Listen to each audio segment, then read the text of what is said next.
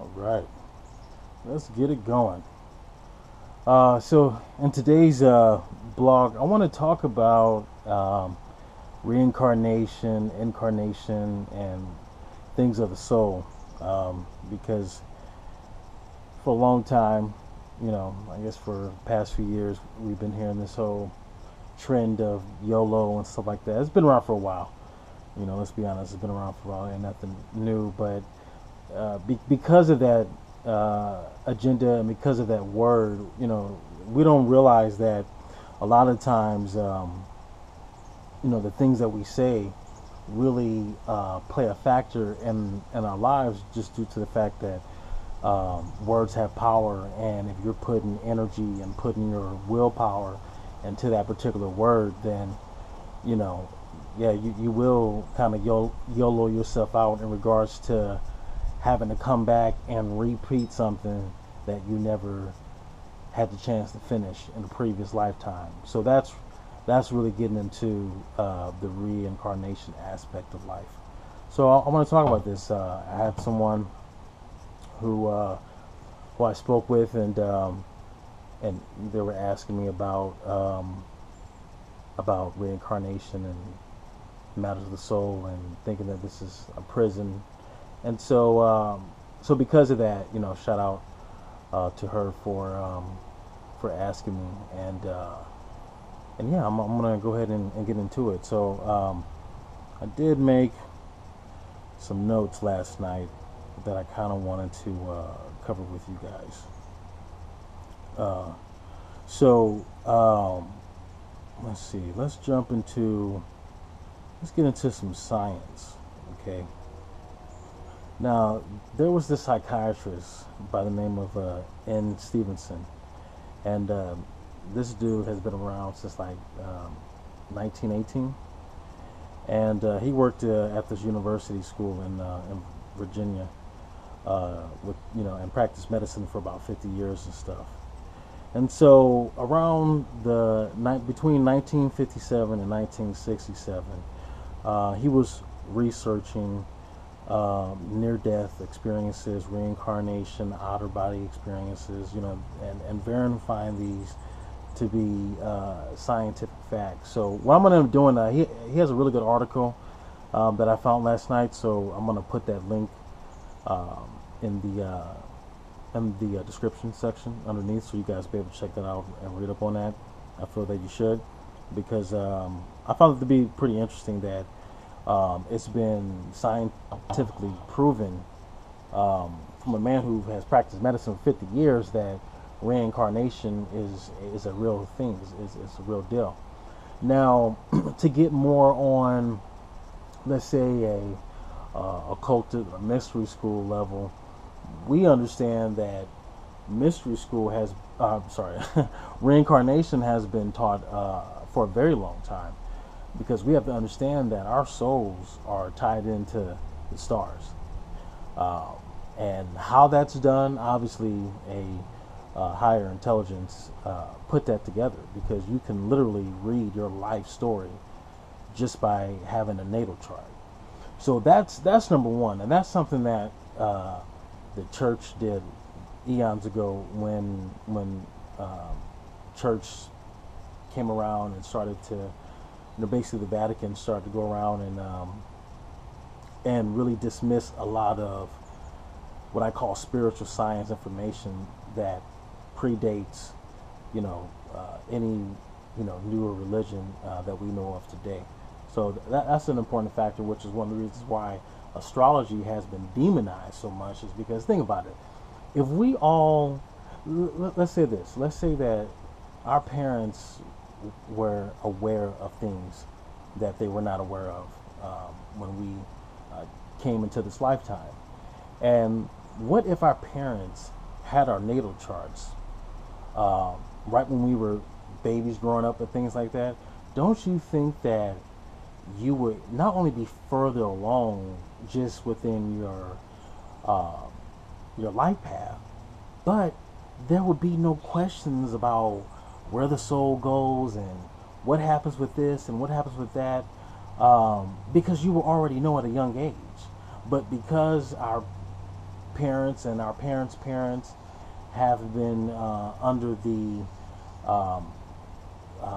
what's the word, like almost like a mind control or a control over information based on religious beliefs is the reason why we don't have this information anymore, because of that fact. And you know, I can do a whole other video on that later to get more into detail, but there's a lot of information too that I like to reference, because one thing you'll notice about me when I speak about stuff, I like to come with facts. I like to come with evidence, because I feel like that anyone who's in, you know, mysticism or metaphysics and all that kind of stuff would know that when it comes to Pisces and the age of Pisces was based on faith and belief, okay, which is something very new on this planet. You know, it's only been around, you know, for, let's say, less than even 2,000 years, you know, this whole, because the papacy's only been around for 1,264, 67 years. I have to double check on that, but that's how long, you know, established religion has been along. So, you know, less than 2,000 years. So we're talking about information and even different practices that haven't even been around for a very long time.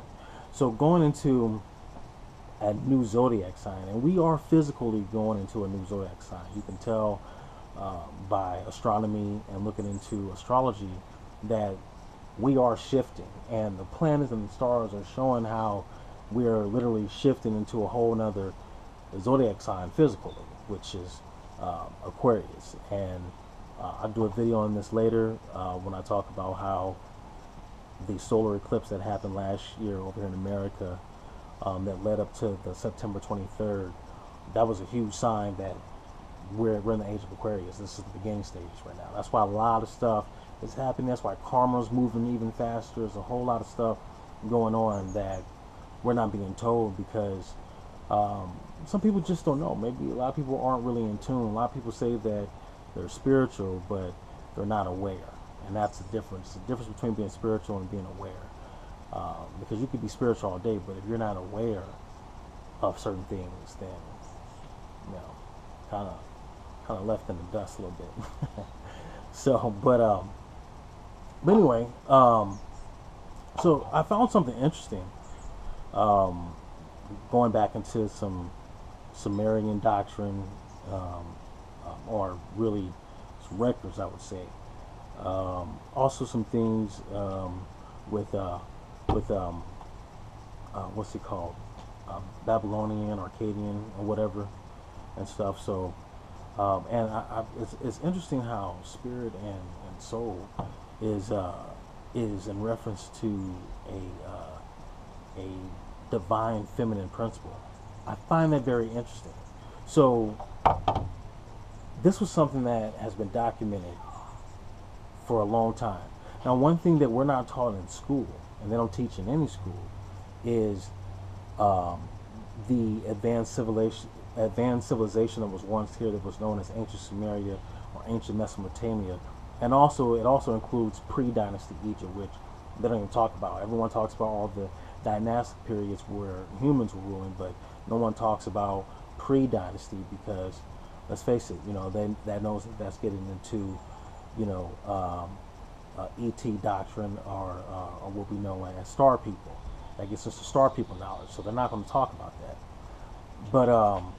But this is where humans have learned our information from, by these star visitors, who in ancient times were known as the Anunnaki, which I'm going to do a video on this later and break down who the Anunnaki are, because the Anunnaki story, I'll give you a little preview of it, but the Anunnaki story deals with the rival between the Syrians and the Palladians, but they called themselves the Anunnaki as a group. So I'll get into that later, because that's going to be a good video for those that are interested in really the truth about the Anunnaki, and how we know that it deals with the Palladians and the Syrians, because they left their symbols on the tablets. But only someone who's in tune with that will be able to pick it up, and I'll be able to show you that. So anyway, So by ancient civilization telling us that souls and spirits come from a female principle, a female divinity, then that just means that the source of all life is feminine. So we all come from, let's say, the mother goddess. Okay. Now, what's interesting about that is that I wrote in my book. If any of you guys know anything about my book, I think I mentioned in the first video, I have a book called The Book of Remembrance. And in chapter 2, I talk about the mother goddess. I talk about the source of all life. And that's one thing that the conscious community doesn't talk about. You know, we want the source to be this, I don't know, and some kind of male androgynous being or whatever, you know, is what I see. But truth be told, science and the mother goddess is so smart how she created humankind, because the first being that was created was female, and even to the point where even when we're all in the womb for 9 weeks, we're all females. So it's not until metamorphosis happens where the Y chromosome mutates the X chromosome and it turns the clitoris into a elongated penis or whatnot. That's what happens. Okay, that's a scientific fact. No one can take that away. That's the truth. So anyway, in that chapter I really get in depth and speak about how everything in life begins feminine, and so, you know, spirits, souls come from the creative